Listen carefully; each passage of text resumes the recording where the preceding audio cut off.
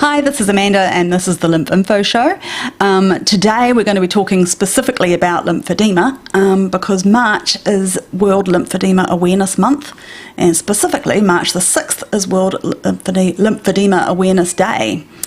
So let's spread a bit of awareness. So talking about lymphedema is a chronic condition. That means there isn't a cure. It just simply means that we have to manage it and prevent it from getting worse.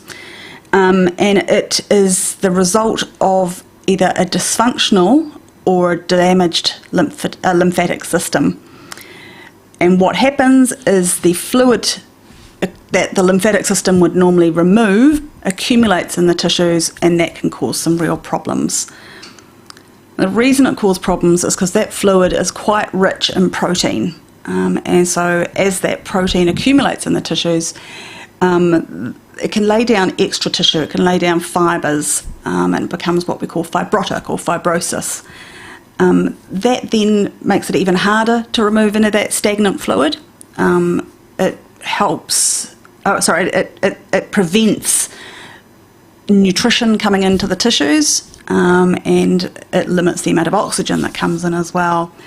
And with this, you see an increased risk of infection, particularly a cellulitis infection. Now, cellulitis can be really, really nasty. It's not one to mess around with. We sort of say to people that if they start showing the signs of cellulitis, which is redness, heat, may be painful, that they should see a doctor immediately.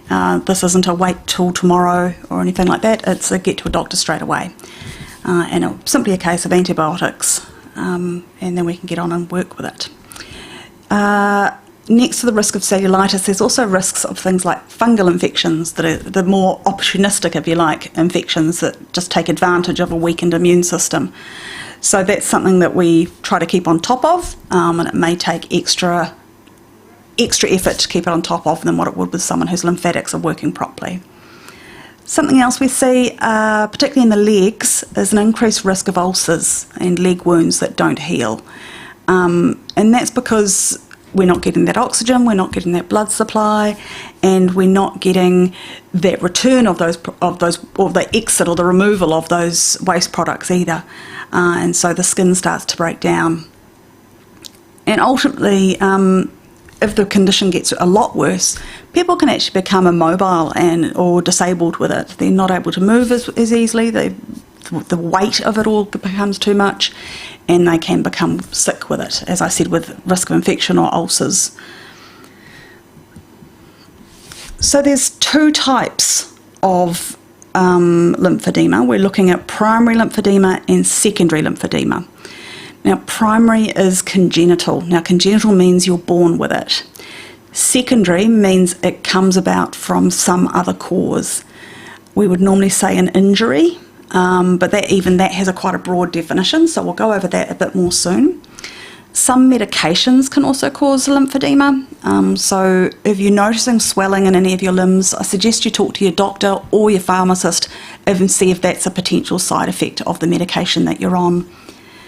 We do see in some conditions, this is more the phlebolymphedema, which is the enlarged blood vessels. Chronic venous insufficiency is the other name, and that's when the veins aren't removing the blood. And so again, you get that build-up of fluid, and that's a really big cause for leg ulcers. Now, the lymphedema is quite different to a dynamic edema. Dynamic edema is usually caused by failure of the heart, kidneys or liver, and that's a very different treatment again. So the first signs of lymphedema include a gradual swelling of the limb. So it might just start out a little bit heavy, and then over time it might start feeling a bit puffy. We often say, when we're looking at it in people's arms, we ask them to make two fists, and we look at the definition of their knuckles. And if we can see the knuckles in one hand versus not in the other, then we say, okay, well, there must be fluid there. Some people talk about the area feeling heavy or taut. What we do know is that with lymphedema, it's not as common for both limbs to be affected. It's normally one limb, so it might be one arm or one leg, or anywhere else in the body can also get edema. So head and neck edemas aren't that uncommon. And what we look for when we're doing an examination is pitting. And pitting occurs at stage 1. So there's 4 stages, I'll go over those shortly. But pitting means basically that we press on the tissues and hold it for anywhere between 30 to 90 seconds. And when we take it away, if there's fluid present, it will leave an indentation where we've pushed the fluid out of that area. The other thing we can look at, I was talking about the skin folds or the knuckles, and we can also look for a Stemmer's sign. And that's when we, between our fingers and our thumb, or our finger and thumb, we lift up the skin on the toes or the fingers or just over the knuckles. If we can pick the skin up between our fingers, that's a negative Stemmer's sign. If it's positive, it'll be a thick chunk of skin and we can't really get much stretch through it.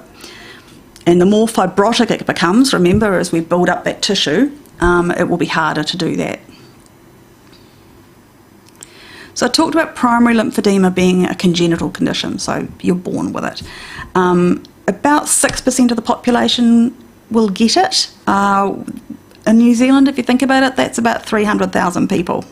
So it's a small number in percentage-wise, but it's still a lot of people.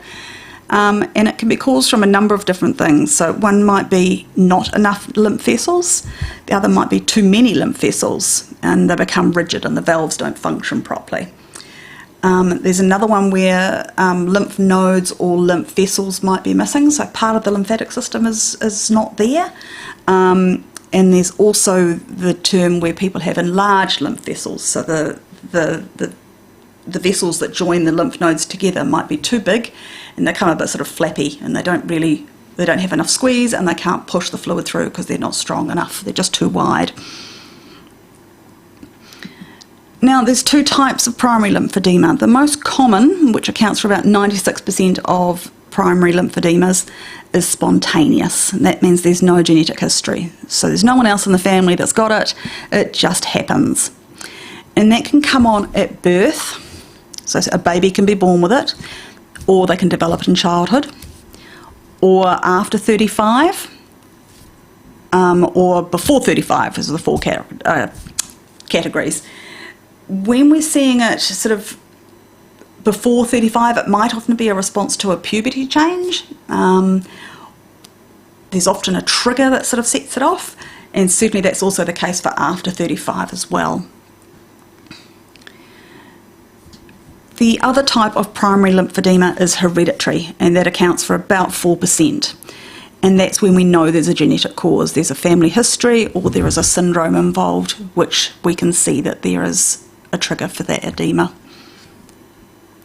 Now, different to primary lymphedema, I talked about that being the one you're born with, then there's secondary lymphedema, so it's come about from another cause, and that can be caused by damage or trauma to the lymphatic system.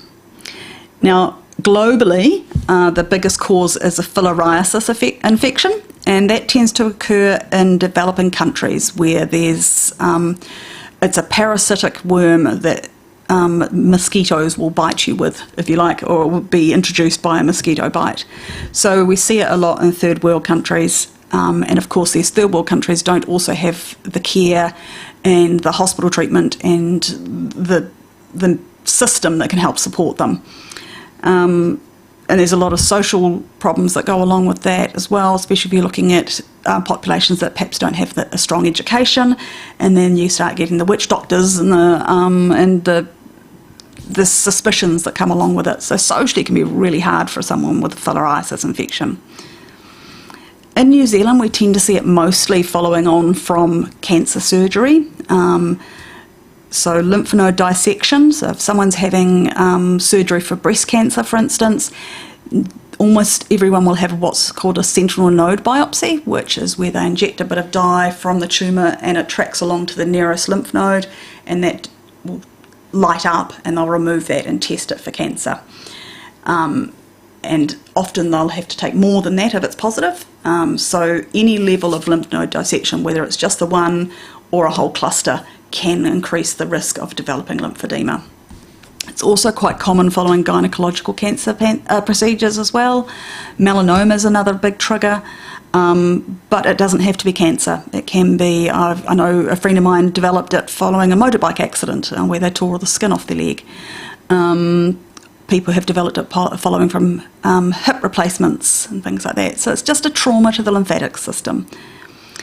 Radiotherapy, which is another cancer treatment, is another big trigger. So if you combine surgery and radio, you're going to get an extra whammy of risk. But we also say post-infection or inflammation. So say, for instance, someone had breast surgery, had a lymph node removed, they got infected. That infection was harder to heal because they didn't have the same lymph nodes. That's going to put an extra strain on the remaining lymph nodes, and that's going to possibly trigger a lymphedema.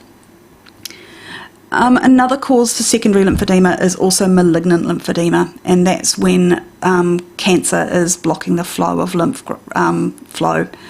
So it just makes it harder for the lymph to return, and it causes an edema. So it's quite common to see it in people who might be an end-stage cancer. Now, some edemas are also caused by medications, as I said. So talk to your doctor or your pharmacist. What we do know is that it's not necessarily that easy to sort that out, because often you still need to be on the medication. So how do we diagnose it? Good question. We diagnose it by taking a really clear medical history, and that will require us to ask lots of questions and talk about, have you had any injuries or accidents that might be a trigger, anyone else in the family, any infections, and we'll be looking at how long you've had it for. We also need to rule out the dynamic edema and make sure that your heart and your blood vessels and everything are just hunky-dory. And we'll be looking for other things, like, are wounds not taking longer to heal? Are you finding, for instance, that you've got a fungal infection that won't leave? It's all those sorts of associated complaints. We'll also ask about any previous treatment you might have had, what's worked and what hasn't worked, and anything that you're doing at the moment. So once we look at that, we'll also look at your medications. So it's quite a long list of things we look out for, and we look for all the red flags. And then we'll do a physical examination, and we're looking for whether it's one-sided or both-sided. Is there any pitting? Is there any fibrosis, that Stemmer's sign, that pinching? What colour is the skin? Has the skin changed colour or pattern or texture? Can we rule out vascular disorders like venous insufficiency or tumour growth? Is there any scarring? Because scarring also blocks lymphatic flow. Has there been an area of radiation treatment? So those are all the things that we start looking at. There are technical diagnostics. The main one that gets used is bioimpedance, and that's a nifty little gadget. There is one here in the Hawke's Bay, and you stand on it and it measures your fluid levels and your tissue composition. And that's probably the main tool that we can use. It's not used in every situation. We can make a diagnosis based on your medical history and an examination. There are other tests as well. Indocyanine green is a complicated scan, as is Lymph Centigraphy. They're both pretty impressive though. What they do is they map the pathway of the lymphatics, and we can actually see the pathways that are working and not working. We can do an ultrasound, but that's better for looking at larger structures rather than the smaller lymphatic vessels, and it might be used for documenting things like the skin fibrosis and changes and any tumour follow-up. MRI and CT can be used, but they're not considered particularly cost-effective unless there's some really big indicators there that we need to look for something else.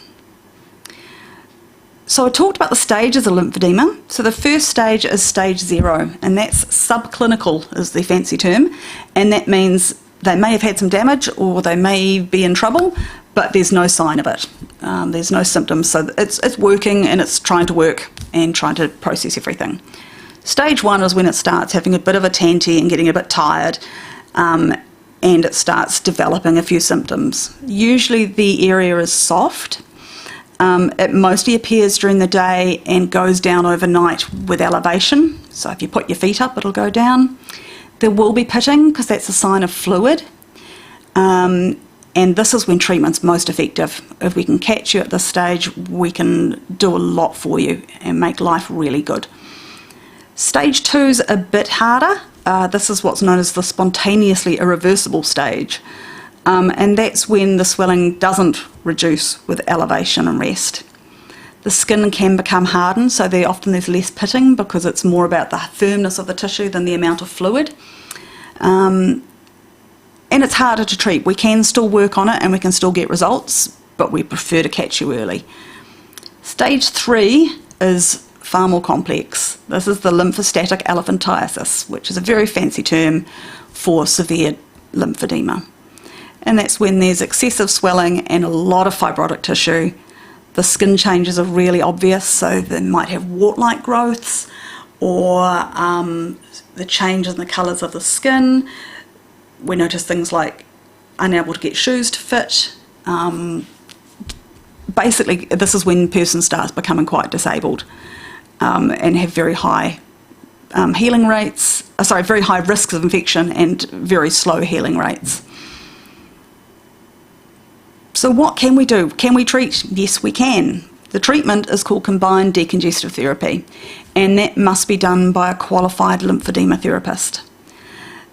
Manual lymphatic drainage is a massage technique. It's really gentle, and it should definitely be done by someone who is trained to deal with lymphedema.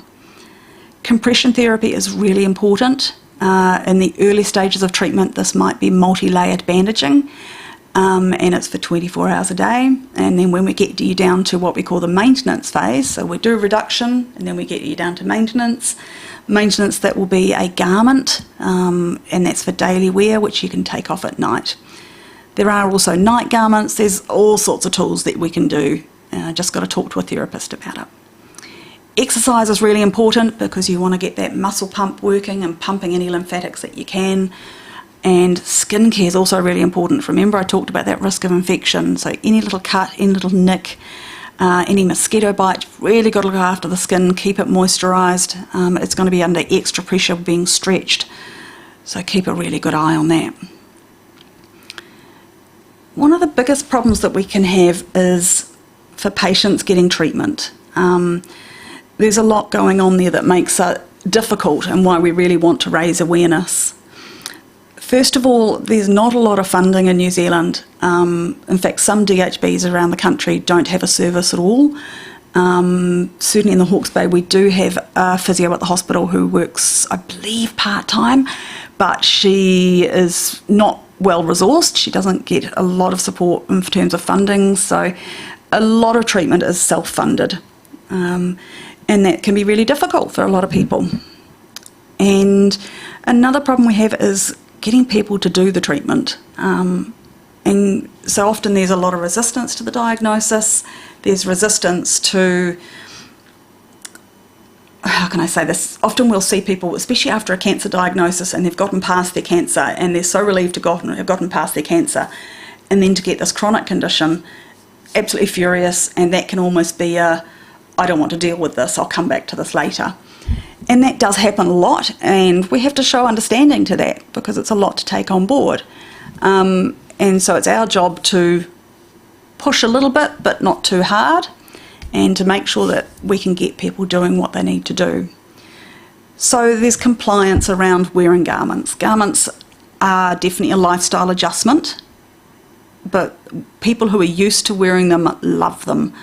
They talk about how they feel lighter, they feel cooler in the hot weather because they don't have as much fluid making them hot. And so there's the cost of the garments, there's wearing them because it's a lifestyle adjustment, people's acceptance of having the condition. Also physician support, so getting your doctors on board. That's a difficult one for us because it's not well understood in the medical profession. It's not well taught at med school. I was speaking to a well-known breast surgeon here in the Hawke's Bay, and he told me that by the second or third year of med school, they've had about 2 or 3 hours training on the lymphatic system. So that's a lot to take on board. They're not just covering off lymphedema, they're covering off the whole system, and there's a lot going on there. So they don't have a lot of information. So we need to educate physicians and patients both, because there's a lot of self-care that the patient has to do and they need the support of their physician. I talked about access to services. Getting the treatment can be hard enough. There's not enough therapists around the country, certainly limited in out-of-the-way places, and sometimes just getting to the services can be difficult. If someone can't drive, that's a real problem. So we do want that to be changed, and it's something we're working on. Another quick point, there's no medication for this. It's a manual treatment, and it has to be done physically. The one thing we will say, if a doctor gives you frusemide for lymphedema, that's not the appropriate treatment. Frusemide is a diuretic, it makes you pee, but it acts on the kidneys. So if there's nothing wrong with your kidneys and you've been given frusemide, that's not going to help. It could cause harm to your kidneys. So if your doctor does give you that, have another question with them or talk to a lymphedema therapist and they can really help you out. So a couple of take-home points. Lymphedema is a chronic condition and it requires regular management. Poor management or lack of management can lead to disability. We don't like the use of diuretics to remove that protein-rich fluid because all it does is it takes the water away and leaves the protein behind. And weight management does help, although it's not the whole picture. Manual lymphatic drainage, including self-MLD, and there's videos all over the internet on how to do a sequence yourself, is really beneficial pre and post-op. And that can really help regardless of your lymphedema diagnosis. It will help remove inflammation, it will help remove swelling post-op, not just lymphedema. We also sort of say that all edemas may be a lymphedema or have a lymphedema component, and that's going to impact on any healing and recovery. But the earlier we intervene, the better the outcomes. So you need to talk to a lymphedema therapist, get your doctors on board, seek out all the information that you can, and that's what I'm here for. I'm trying to give as much information as we possibly can. And talking to a lymphedema therapist is your best port of call, your first stop, and we will get there. We are launching a website soon on lymphinfo.org or lymphinfonz.org. Ooh, need to work on that. And I will get that announced in the next show. But in the meantime, spread the word. It's Lymphedema Awareness Month this month, March, and we really need to let people know about it.